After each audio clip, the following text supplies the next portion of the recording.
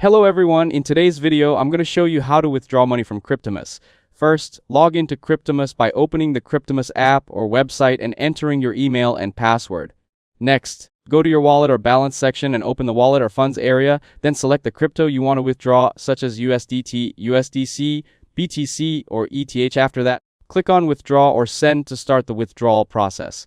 Now, enter the destination wallet by pasting the recipient wallet address, for example, Binance Trust Wallet or Bybit. Make sure the address is correct and the same network is selected. Next, select the network and make sure you choose the correct one. TRC20 is usually fast and has low fees. ERC20 has higher fees, and BEP20 is used for Binance Smart Chain.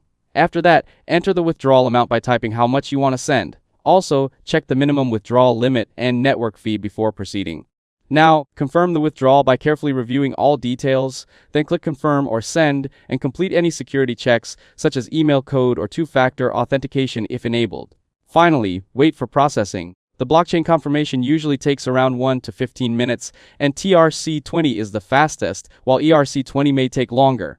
That's it, thanks for watching. Don't forget to like and subscribe for more videos.